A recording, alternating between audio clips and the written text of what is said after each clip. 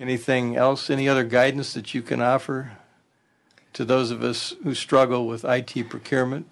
Well, Mr. Chairman, it's not, IT procurement is not easy, and I don't know that there's any one shining example of who gets it right all the time. But I think that the recommendations here have to be seen in kind of whole cloth form, because you'll notice that many of them work together.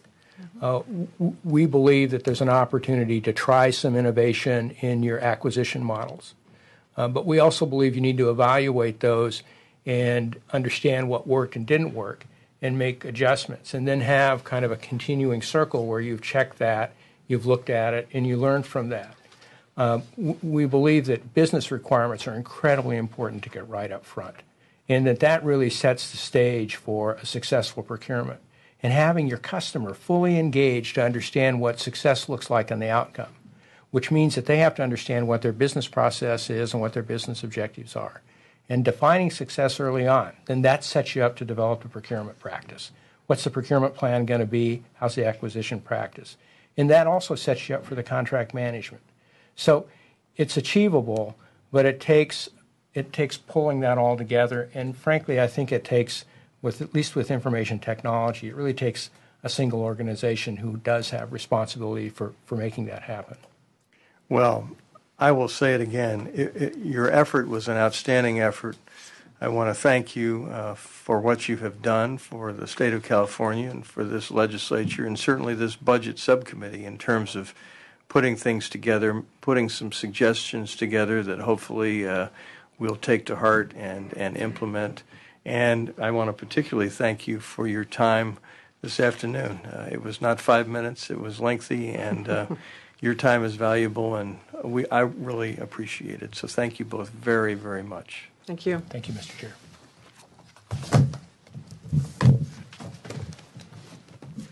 We have the State Controller's Office here if anyone chooses to make any remarks, but I think we'll take the California Department of Technology if the department is here.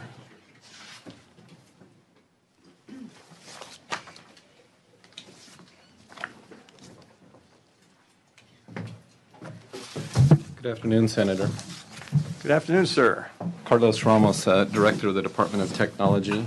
I want to thank you for the opportunity to appear before you again and to provide a little bit of a catch-up.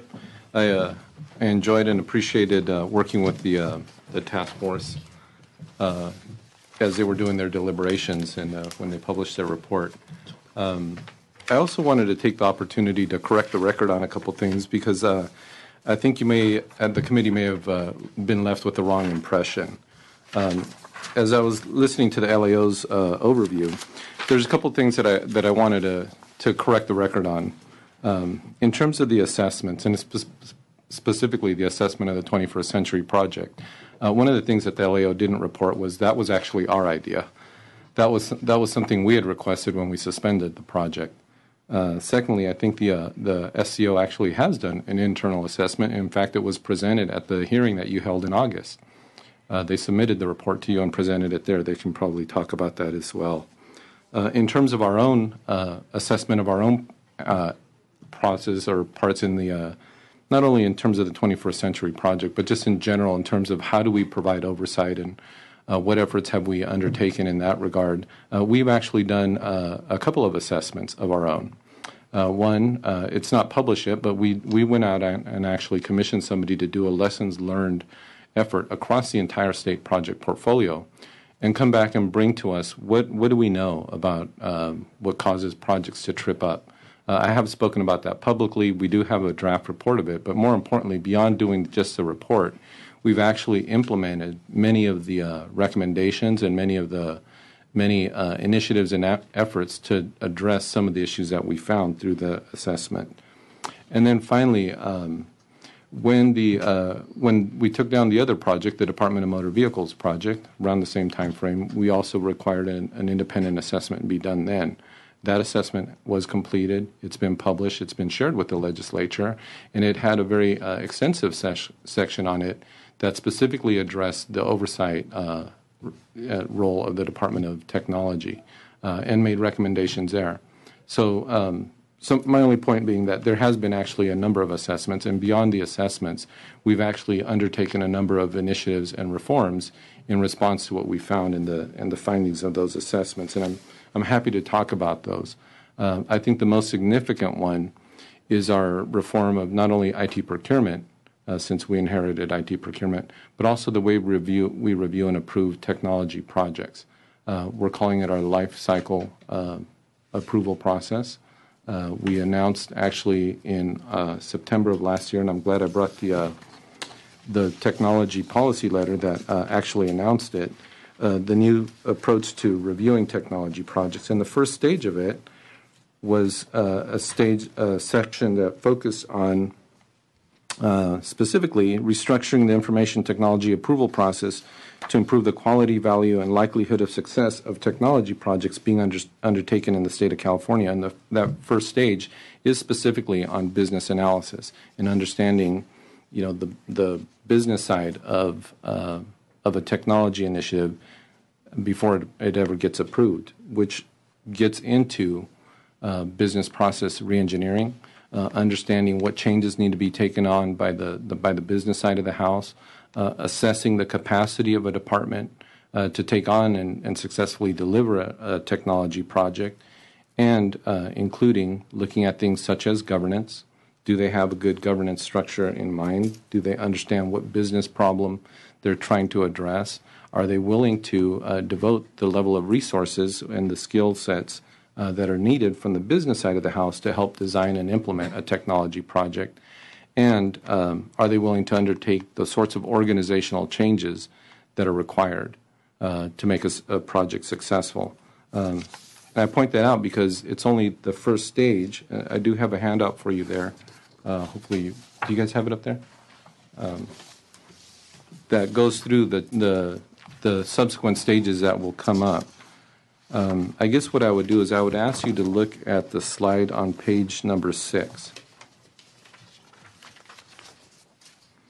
What you'll see is it's a little bit busy as a slide, but what it does is it breaks down the proposed new approval process for technology projects.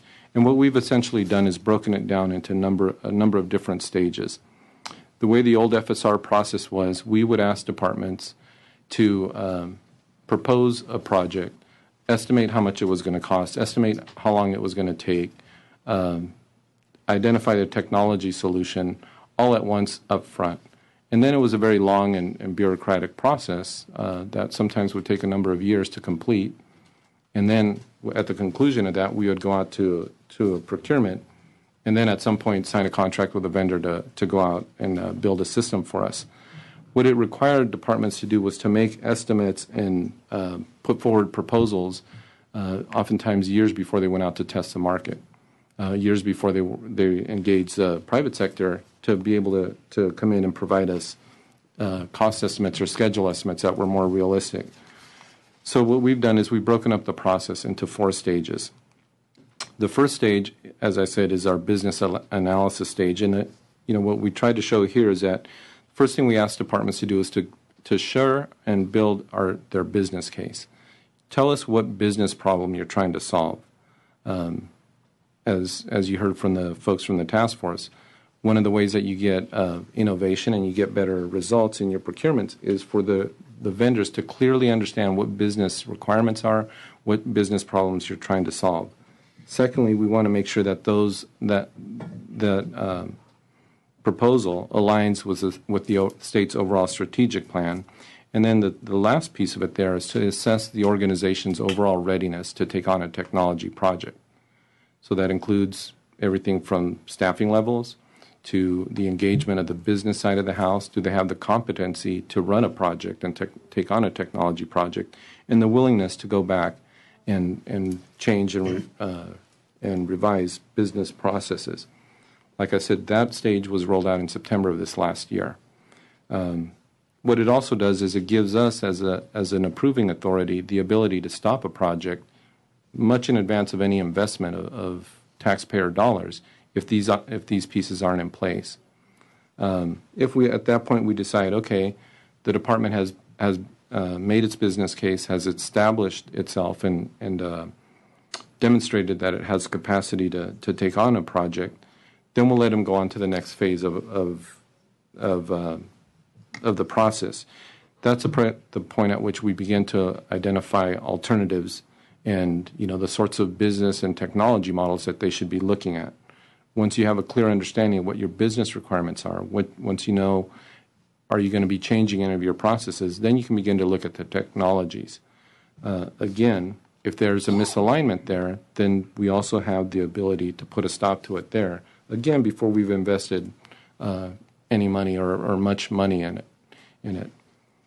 If the department is able to make its case there, then we go into the analysis of how do you actually go out and procure the solution.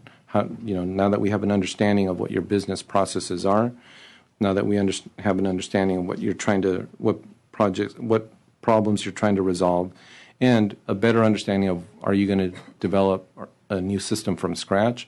Are you going to buy a commercial off-the-shelf system and some assurance that it's going to match up?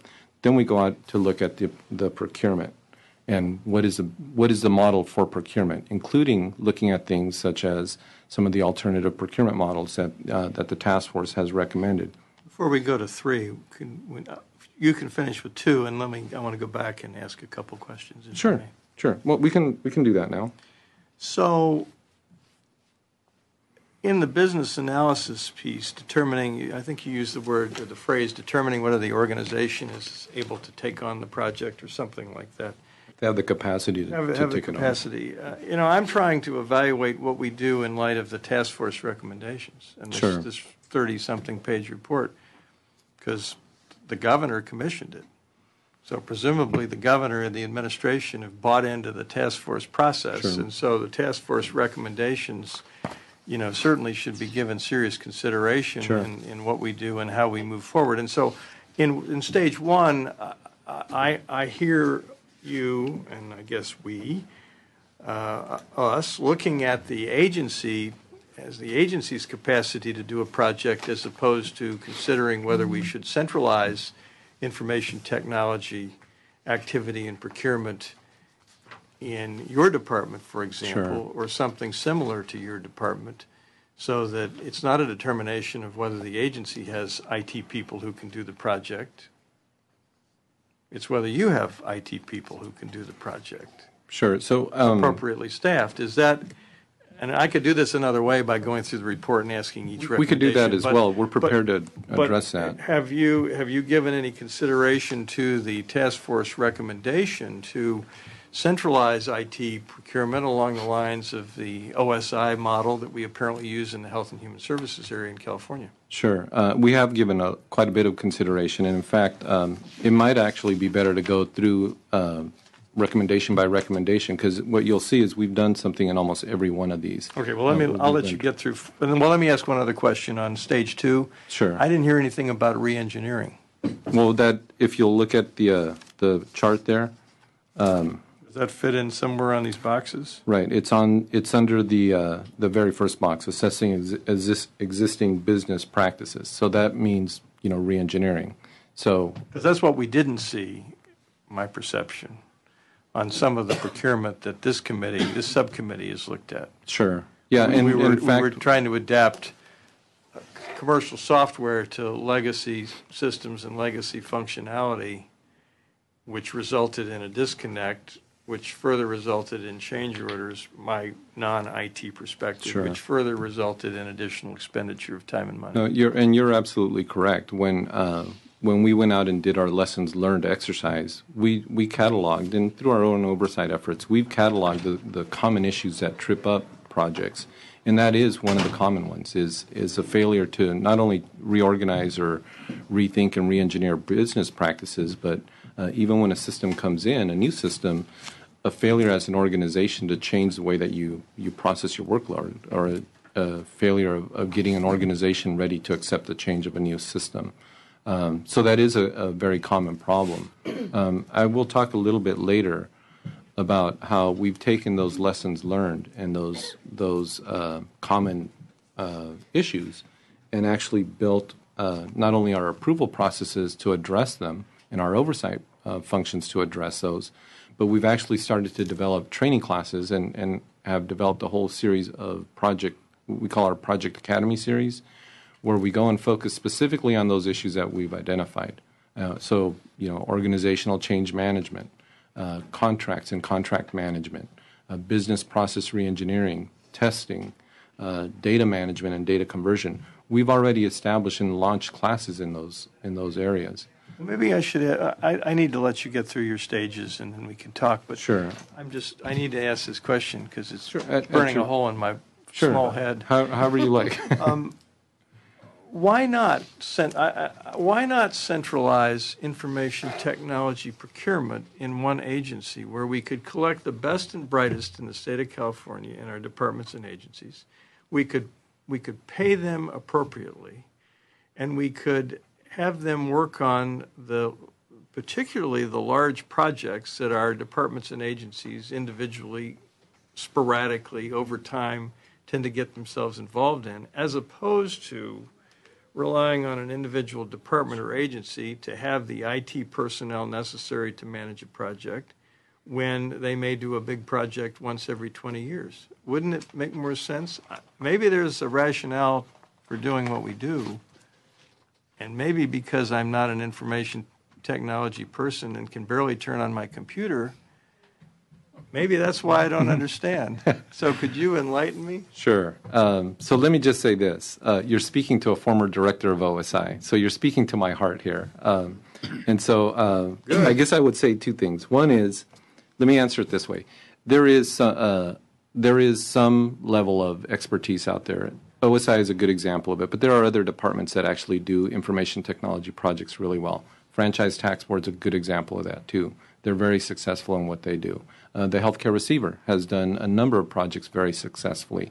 So there are pockets out there. So to the one part of the question, does it make sense to have different organizations taking on technology projects? In some cases, it does. What I will say on the issue of, well, how about the rest of the departments, is the administration is taking the task force's recommendation under consideration. We're not at a position yet where we can make any proposals on that, but we are actively considering that recommendation. And having, like I said, having seen firsthand how OSI functions, I think it's a great model. Okay. Well, now, unless Senator Berryhill wants to jump in, Just a quick question, and again, you were on my TV upstairs, so okay. you caught my interest when you talked about, because the questions came up about assessments of the programs and everything else. I think this is important. When you mentioned that you did an assessment of your project, was that a third-party assessment or was that in-house?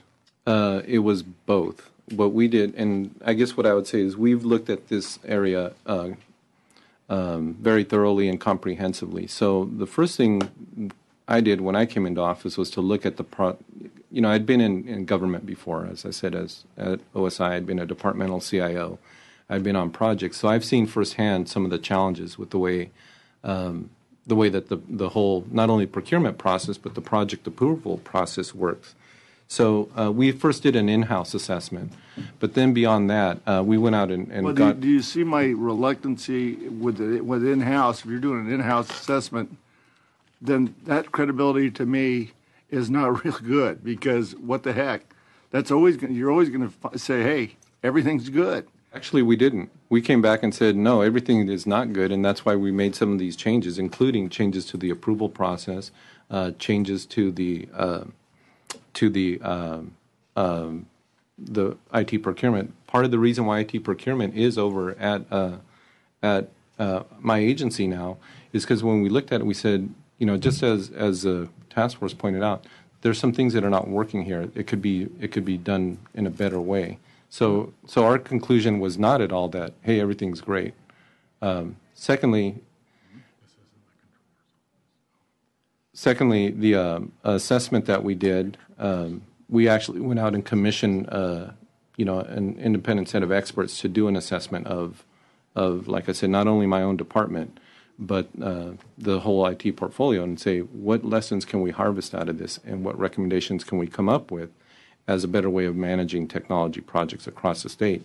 Was the controller's office, was that self-assessed or was there a third party there also? We're talking about two different assessments here, okay? I'm talking about Yes, the we are. assessment for my shop, my Department of Technology. So part of our assessment, we did go out and talk to the controllers folks and interview them as well. And that was, again, done by an independent set of experts. That doesn't at all meet my requirement for the independent assessment that I've asked the controller's office to do before we allow the 21st Century project to move forward. So that's still pending, that's still out there. And you know, as I've told the legislature before and the controller's office themselves, that project is not going to be approved to move forward until that assessment is done. What's the, if I may, Go ahead. what's the timeline on that particular assessment of the controller's project Well, or office? and just in to be candid, you know, at the time that we did suspend the project, we obviously were in discussion with the controller's office, and we knew that litigation was pending, and you know that the controller had triggered its dispute resolution processes of the contract. So we didn't want to interfere with that. So we did not put a specific timeline. What I did tell them is the project is not going to move until it's done. So, you know, they can figure that part of it out as to when it gets done and you know, how does that interfere or not interfere with litigation. But the assessment will be done before the project gets allowed to move forward. You know, one of my concerns is that some of the issues to be assessed, while I guess tangentially related to the litigation, don't appear to me, and certainly not an expert on IT, but don't appear to be central to the litigation question. And it would seem to me those areas could be assessed and reported to you, because to not take action at this point leaves us with a legacy payroll system that my understanding operates on either Fortran or COBOL, and that we have a hard time finding people who know how to work it. And litigation being what litigation is, we may be talking about 5 or 6 years downstream operating with the same payroll system, assuming it operates, with nothing in the pipeline. And we have been in discussions with the controller's office, and you know they can speak for themselves about sequencing it out. You know, breaking it up into maybe multiple an assessment with multiple components. So you know, to the point of what do we do with the existing system, or you know, is the technology that was proposed or that was being used to build the MyCalPay system appropriate? That is one of the aspects that we have talked about breaking out as a separate assessment or a separate component. And let me ask one more, and then I will shut my mouth because I got you off track, and for that I apologize. The assessment that you did of the technology department operation, I assume there was, or that you contracted for, I assume there was a written report, and that we can get a copy of the report as It's a in committee? draft right now. As soon as we finalize it, we can certainly give that out. But the assessment that was done for DMV, that was, again, an independent set of experts that contained a pretty robust section on us. That has been published, and it has already been shared with your staff and LAO and everybody else. Fortunately, I haven't been asked to take on the DMV project yet, Well, so maybe I'll escape that. And if I can, I found that assessment very valuable, and I've told many departments, you know, just cross out the word DMV and put your own department name and implement those recommendations, because the findings that they have really do cut across the technology portfolio. You know, so to the question of, you know, are we missing anything by waiting on the state controller's office assessment? We're not, in my opinion, because we've seen a common set of problems come up, and we're doing something about it already. Whether it's in changing the way we review and approve projects, whether it's taking on these training and project academy classes that are specifically built around the issues that we see cropping up over and over. And you know, as we go through the task force's recommendations, you'll see we're doing something in every single one of these. So, and you know, part of the problem, maybe I was not aware that you had requested an assessment from the Controller's Office on the 21st Century project. So to the extent that you sent a copy of your letter request, it didn't find its way to me, and I apologize for that. But, you know, we sort of sometimes operate with a full book of information, and sometimes it's a half a book. So Sure. Well, and that was why it was important for me to get it on the record. It was in our letter actually suspending the project. That's where the request is, and that was, a year. Well, whenever we suspended it back in January, I guess. And the LAO recommendation for a self-assessment of your operation is ongoing now, so that addresses that issue as well. Yeah, and as I said, we've been assessing ourselves from the beginning, and not only just saying, oh, that's an interesting finding. We've been doing things about it. We've been changing our approach to oversight. One of the big issues, which I think the committee touched on, is the skill set of the state's technology workforce. So we've launched and developed this Project Academy. We're actually now in our second year of putting on a technology training conference specifically on projects, on how you successfully deliver a technology project. It'll be coming up in June. It'll be the second time that we've done that. I just want to make sure that, if we train somebody through experience on one of these large projects, somebody who's embedded in some agency that may never have another one for 30 years, that we leverage that training, that expertise, that experience in other projects throughout the state operation. And I'm sure you'll figure out a way to do it. I'll let you get back to your game plan here, and unless Senator Berrio wants to. So what I would say is we are doing that today. So these Project Academy classes that we're teaching, they're being taught by state employees who have a lot of expertise in these areas. We go and reach out into these agencies and say, hey, you just went through a big project where you had a big contract negotiation. Come and teach a class on contract negotiations. Or you've just gone through a process where you did a really good job of doing data conversion. Come and teach that. Or you just done and these are being taught by, like I said, folks that are scattered throughout government, but we are doing exactly what you asked about, is reaching out and saying, let's harvest that knowledge and that skill set that's out there and train literally hundreds of project teams or staff that are on project teams on the projects. Anyway, let me just get back quickly to the project approval process. So, like I said, and this maps to, by the way, the task force's first recommendation. Their first recommendation was we should abandon the FSR process and come up with a new two-stage approval process that has more detailed planning and heavily focuses on the business side of it. Well, we didn't think a two-stage process was really adequate because it only gives you two places where you can stop or slow down or course correct. We thought it's better to do a four-stage process, have agencies do more upfront planning before you ever go out to procurement. So as you'll see in our process, that fourth stage is where you actually go out to procurement. The other important aspect of it is we don't actually baseline a project schedule or a budget until that stage, and that's because one of the complaints that we hear continuously is, projects are way off schedule and way off on budget, and it's because under the current process we ask departments to project that 2 to 3 years before they ever go out to the market to find out from the technology companies or the vendor community what will it actually take to build this. So this way the legislature will get it'll get a baseline schedule and a baseline budget based on an actual testing of the market. So, you should hopefully see less change orders, less variance in the way of schedule or in the way of budget as well. And, for the vendors, they'll have a much better sense of what they're actually bidding. We just need to make sure that we have someone who is accountable. And I can tell you the frustration level is huge here on this dais. Because I can't find anybody who accepts accountability for the project that we've most recently taken a look at. Are you talking about 21st century projects? Yes.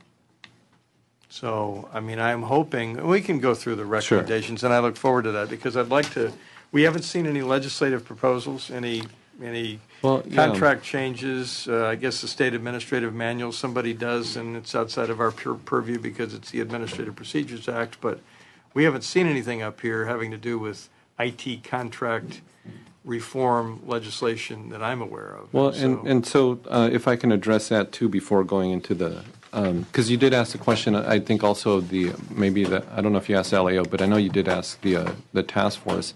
I think a lot of what we do or have done in the past was kind of done and built up over the years as a practice. But I think the current statutory framework does allow the state flexibility to do things like communicate with vendors or shorten the time frames or consider alternative procurement models and do those sorts of things. So part of the reason why you haven't seen at least our agency come back with a request for statutory changes is we think that the recommendations that the task force has made can be accomplished within the current statutory framework. Does that include not contingency, but incentivized contract payments, vendor databases, and things like that? Yeah, so let me talk about the approach that we're taking to that, because that is also one of the things that we're doing is figuring out how do we factor in vendor performance into the evaluation of bids and into folks' opportunities to continue to bid. So I'll let you get to the recommendations if you want. I'll try Sure. not to interrupt. Okay. Well, again, so the first recommendation the task force made was break down the FSR process and rethink it. We have done that, as I said, starting. We published the first phase of that September of last year. This 4-stage process that I just walked you through is our effort at remaking that process to, one, fundamentally ask departments to do a lot more upfront work, to assess their capabilities and capacity to take on a project, and including making commitment to review and revise their business processes, and to devote the level of resources that they need. And does that include, do you affirmatively have to give the green light to a department's decision not to re-engineer the process in a way that, for example, that's documented? So if we have a 21st century, not to beat up on them, but Sure. if we happen to have a 21st century project again, and if it appears that that particular project is attempting to apply a software solution to a legacy system of Sure. doing business, I can come to you and I can say, did you okay this? And you Absolutely. can pull out a letter and say, yes, I did on this date. We tried to actually even depict it on here, but I realized we copied this in black and white. But if this were in color, those 3 little dots you would see would be red light, green light, yellow light. And what we were trying to depict there is that we at each... had those light things the last time we had a hearing, Okay. We saw a lot of green.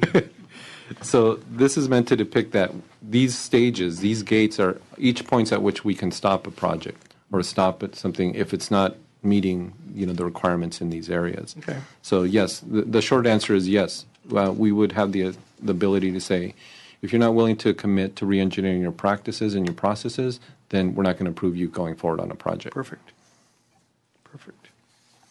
Okay. I lost my place here. Number 2. So their second recommendation was to understand, document, and validate business requirements and objectives before solicitation. Again, referring back to this, solicitation doesn't happen until stage 4, and only after they've satisfied these other stages, right? So if they're not able to document and build a good business case or show us that they're willing to undertake a revision of their business practices or the business processes, then they never get to this stage. I got you. Okay. Number 3, use business process reengineering to modernize and standardize state processes. It goes along with what we've been talking about. Exactly. You make the decision to okay them to go forward without re-engineering. Actually, we would probably not let them go forward without that. They make the decision to either re-engineer or not have a project. Good. 4 has to do with the whole market research, pre-solicitation. And actually going out to the bidder community and putting an RFP on the street. And I thought I understood the task force members talking about it really beyond that, where you might have a draft RFP, you might have a request for information, you might have one-on-ones with prospective vendors to do a couple things. One, to determine if the technology you're requesting either doesn't exist or is outdated. A whole variety of things that you would understand that I don't. But is that embedded in your RFP solicitation process? It's in the stage 4. That's where we would build. This is how we're going to run the procurement. And so, draft bids is one of them. build. So part of what we're doing, and we're doing this today actually, is going out and saying, okay, we're going to put out draft bids so that we can get input from the vendor community or the bidding community to say, hey, we don't understand what you're trying to get to here, or so that we can identify any problems before the actual bids come in.